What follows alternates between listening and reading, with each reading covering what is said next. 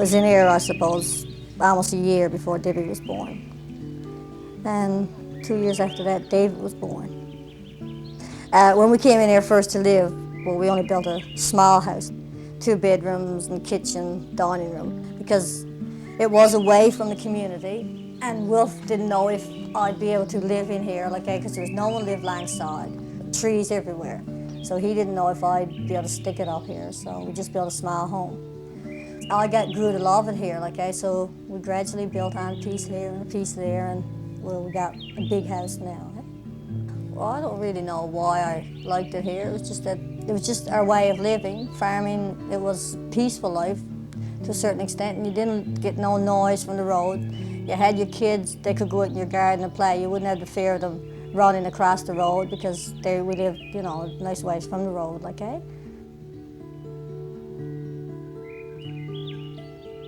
And then you look out in the mornings and the sun rising and all the trees and everything look really, really pretty.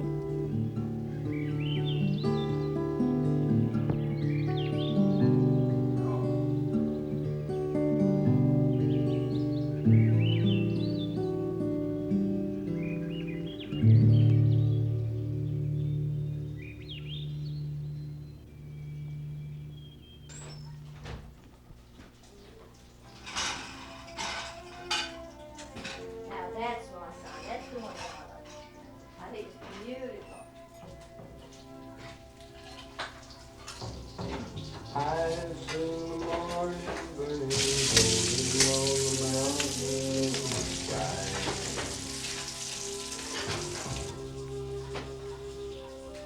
Ocean with the feeling of the freedom of the eagle when she flies.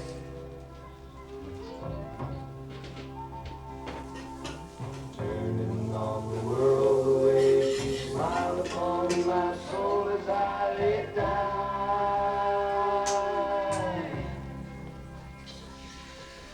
Feeling as the colors and the shadows of her eyes.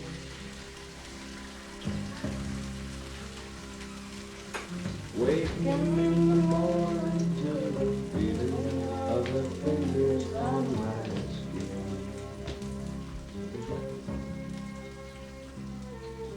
Wiping out the traces of the people and the places that I've been.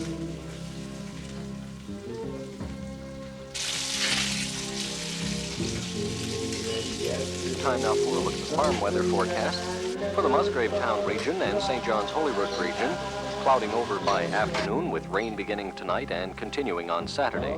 The rain at times heavy with 25 to 35 millimeters expected. Strong southwesterly winds diminishing to light to moderate southerlies this afternoon, and strong northeasterlies on Saturday, bringing fog and drizzle. It'll be warm again today with the highs near 14, the temperatures falling to near 9 tonight. Little change is expected on Saturday. The relative humidity this afternoon, 65 to 70%.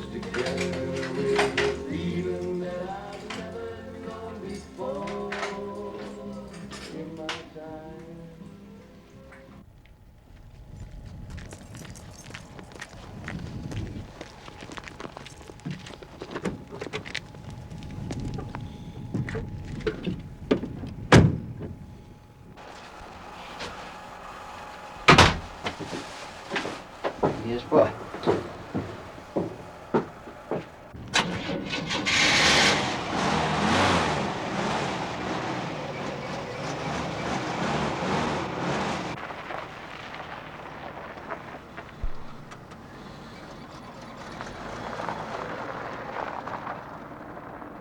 We started off, we didn't have any money, but we were young, so we figured we were young and healthy. We thought we could work our way through, so we just built a little small house, because Betty was used to being in a fair-sized settlement anyway in Glovertown, and here we were going off in the woods by ourselves, and I didn't know if she could take the walls of the woods or not.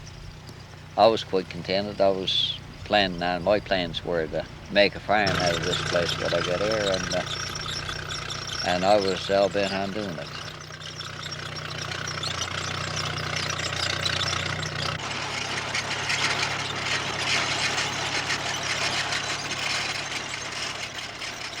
We came in here in the spring of '61.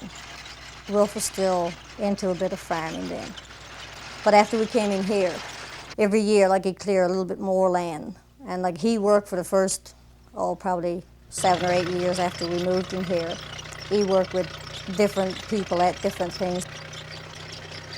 What he'd do, like, we had so much of our garden sowed, and he'd get up in the mornings, probably 4:30, and go in and dig enough potatoes, or, so that his workers would come in and pick that up during the day, okay? That's what he had to do.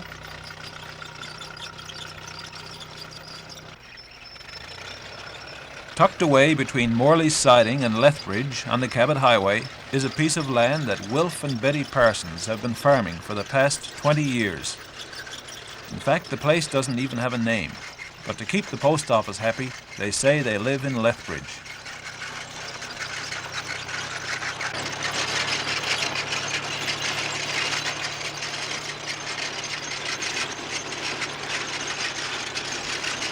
It took a lot of work.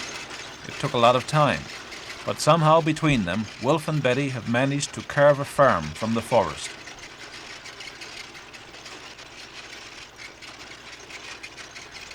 Farming is chancy business at best of times, and over the years they've had their share of bad luck.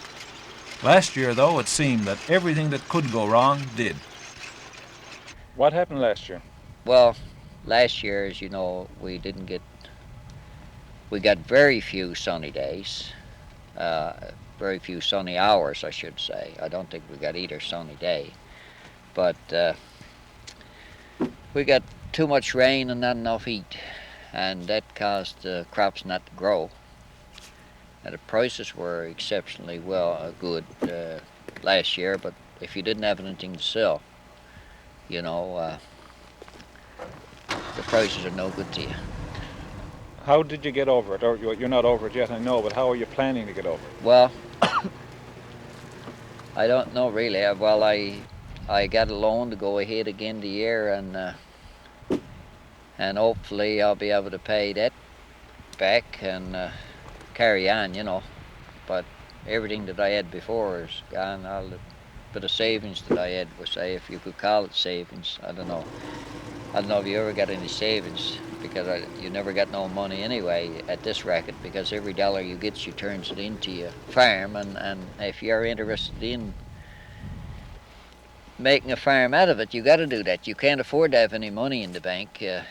You just can't afford it, because interest rates are so high now that money that you got to borrow is costing you arm and a leg, so you don't have any such thing as a savings account. That's out of the question. It takes us about 10 or 12 years to get over it. Exceptionally good years, too, to get over last year, but this was a good year, so hopefully there's 9 more to come anyway, so as we get out of that hole.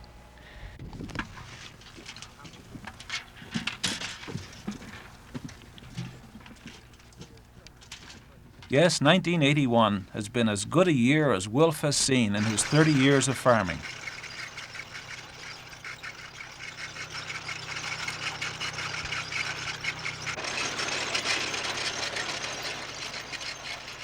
Ideal growing conditions and a bumper crop. Potatoes, turnips, cabbage, broccoli, carrots, beets. Everything seemed to grow well this year.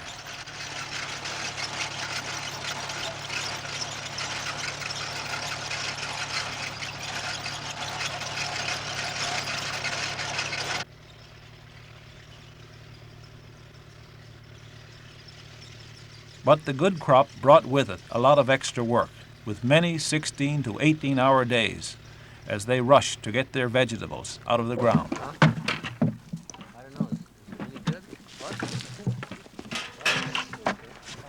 However, there are always some problems even in a good year, and this year the Parsons were struck with potato blight, a disease that can wipe out an entire crop.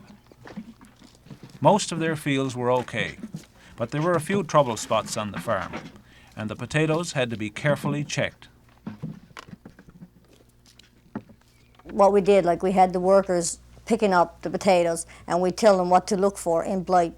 But you get a lot of people that work for you, they probably don't know exactly what blight is, or what to look for in the potato. So what my job during this picking up potatoes, like, was up in the back of the truck, going through the potatoes as they come in. I'd look for the blight. I could pick it up fairly easy and pick out what was already picked out, okay, and just throw away the blighted ones. Because, like, if it's only a spot the size of a dime of blight on the potato, it's got to be thrown out, because in a matter of 6-7 days that would be gone right through the potato.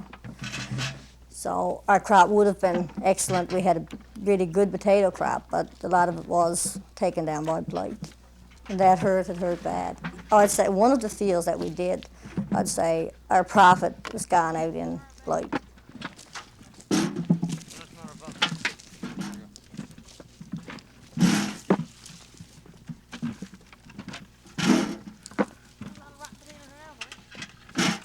Production was way up this year, beyond their wildest dreams. After the poor crop of last year, it was heartening to see the produce roll in from the fields.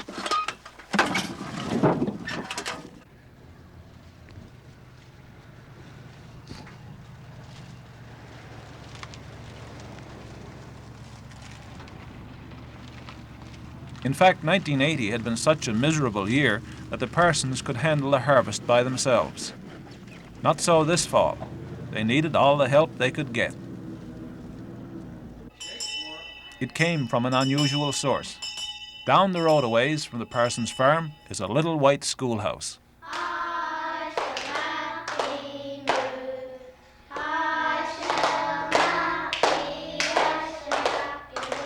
Here's the school teacher, Casey Robertson. He came here to Lethbridge from Colorado 8 years ago.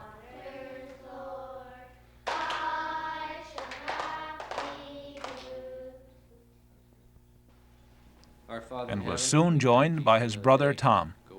They're both teachers, but they also like farming. In fact, they've built up a small farm of their own. This year, they've teamed up with their friends, Wilf and Betty Parsons. But let's have Wilf explain the setup. My partners is Tommy and Casey Robertson. They're two school teachers, and they'd like to be into farming more than they are, but their time won't permit it. So I'm at it full time. We're sort of in a labor equipment exchange. I think that's the best way to put that.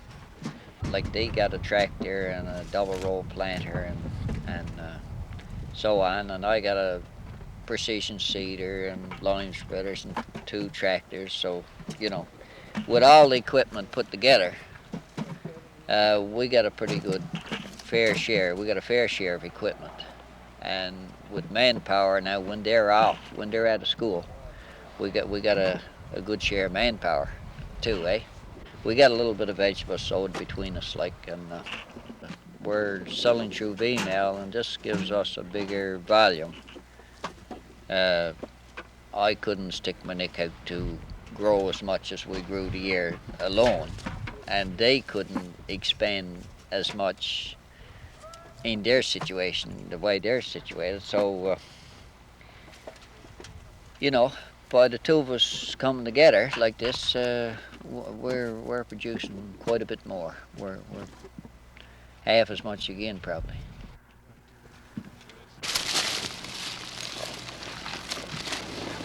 Listen, boys, you better bring back some nice warm weather for tomorrow.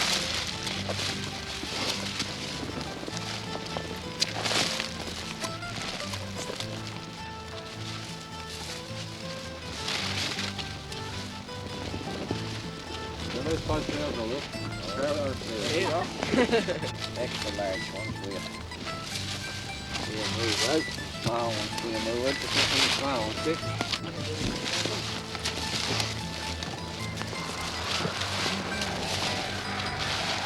Potatoes, turnip and cabbage is the main 3 items, I suppose. And but we got quite a bit of broccoli and cauliflower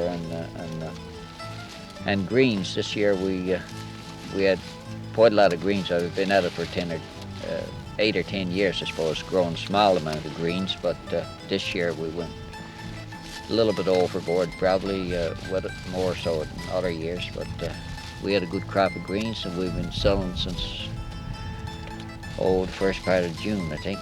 About the 1st of June, I think, we started selling greens here. Do you find this is the best way to farm, to grow a variety of crops in case one fails?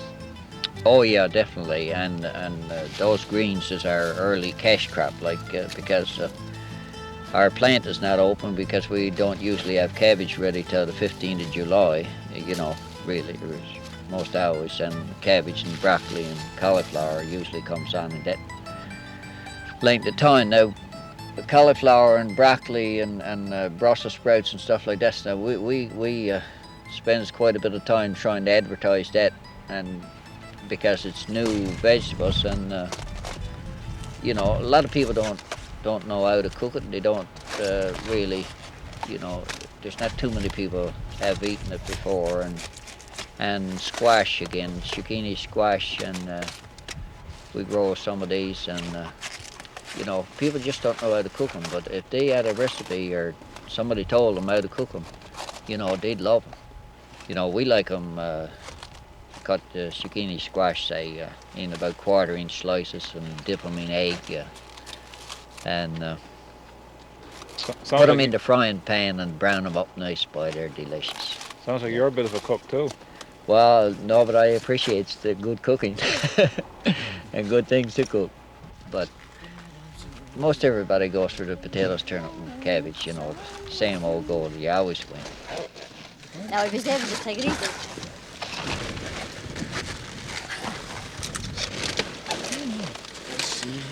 I'll tell you, with this, you gotta be good baseball players or whatever. Hike! Right now, I'll try to get out of the table.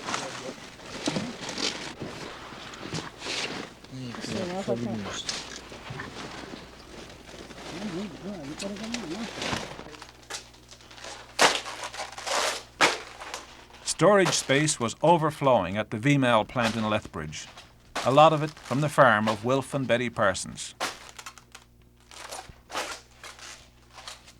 They've never had this kind of production. By pooling resources with the Robertsons, they've been able to greatly increase their yield and their profits.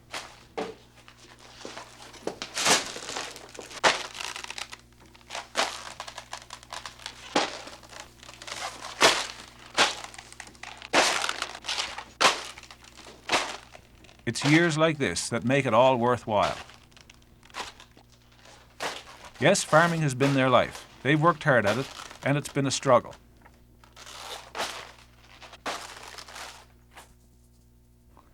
But despite the long hours they've had to put in, the Parsons found time for other things, such as raising children. They've raised a fairly large family over the past 20 years. Wilf, besides helping you on the farm, I believe Betty has raised, or I guess the two of you have raised a lot of children. Yes, Dave, we've had, I believe, somewhere around 37 altogether, and it's, it's something.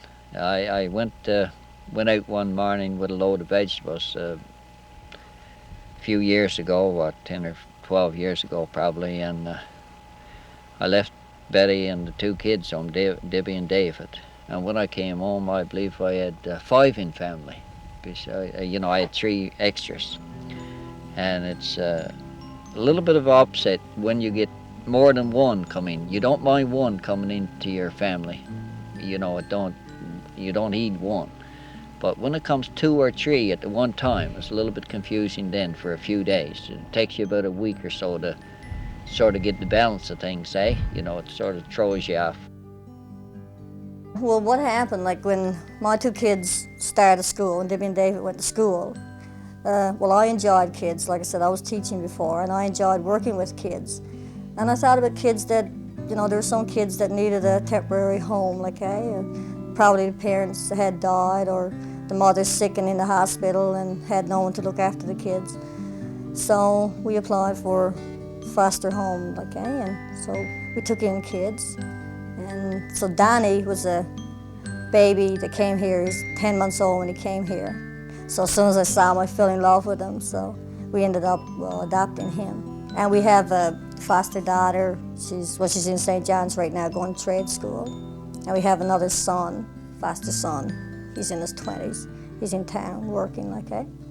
They come home every second, third weekend. This is their home now. But I've enjoyed all the kids. But it was hard when they leave, it was hard.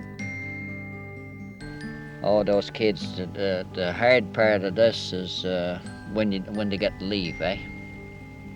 So break your heart then.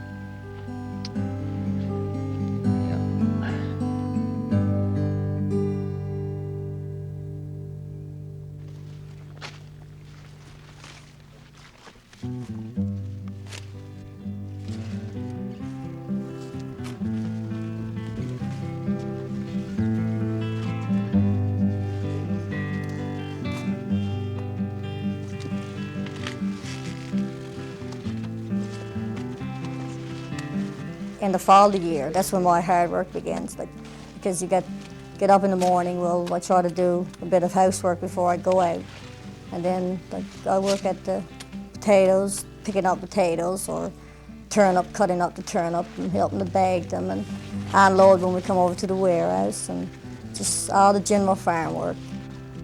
Most of it I just help out with.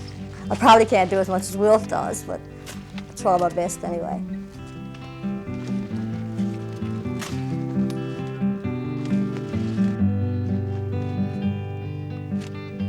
I have arthritis bad, and in my knees especially, probably from kneeling down on the cold ground or whatever. But if I stayed home and sat on the Chesterfield, I'd still have arthritis, so I just want to be out in the field, what I enjoy doing.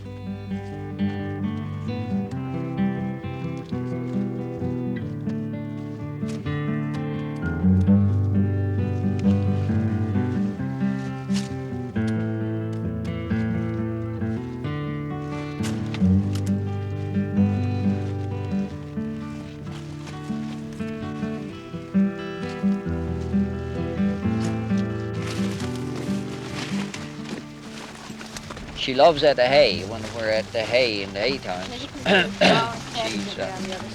She usually takes the hay from the baler and stows it back on. She's a real muscle man. But we try to keep her out of that now because she's not all that strong. She's had several operations and probably got herself tore to pieces.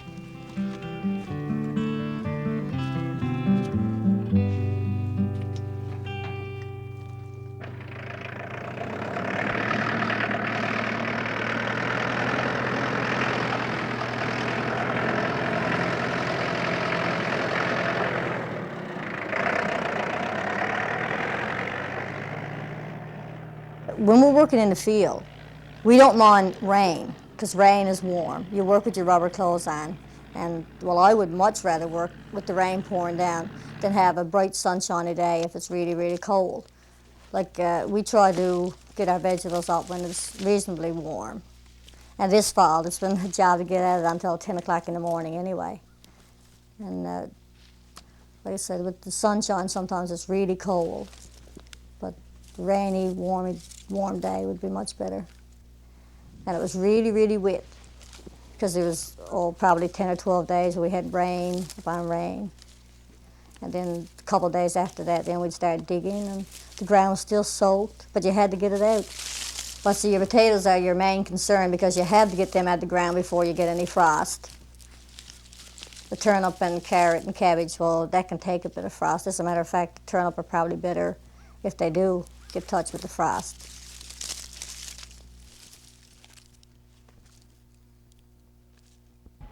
What about David now? Do you think David will be a farmer too? Or is he? Maybe he is now. Oh, I think he is, because he's really interested in what time he's putting into it now, and for what money he's getting out of it. I would say, I'd say he must be devoted to the farm, you know, because he don't make that much money, and I'm sure he could probably do better if he went somewhere else, you know, money-wise, but I'd say he'll make a living at it if he carries on. I'm not going to be at it too much longer. Another 100 years to do me. You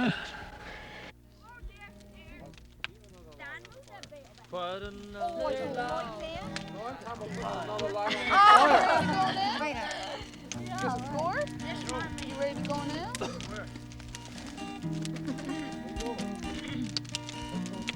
Christmas tree's gone. Well, what we usually have, like, we have our friends in, some of our friends with their kids. We roast wieners, marshmallows. We get long sticks for the kids. It's just a really good time. Sometimes, if it's a good night, we'll have probably guitars down there and sing a few songs. And well, every year we usually have, you know, so many teenagers in with our kids, and Donnie with some of his friends in, and some of our friends. It just makes it a really party-like.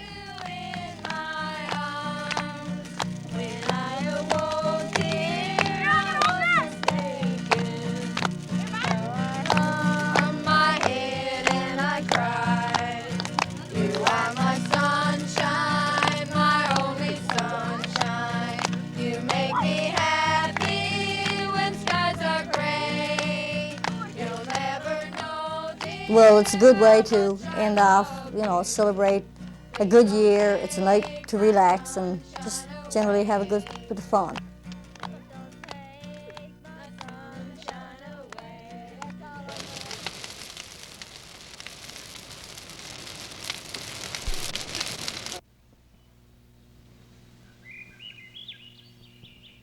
The main thing with farming is you got a job. Somebody might say that's crazy. You know, if you're not making $1, why are you at it? But if you're making enough to get a bite to eat and a bit of clothes to wear of some kind, and you're working, your mind is occupied at least. But if you're working with somebody else and they says someday that, boy, we got no job for you, you know, what do you do then? You got no job, you got no money, you got nothing. But with this outfit in the farming, you always get a job. And if you got a job, most hours you'll get something to eat with the job.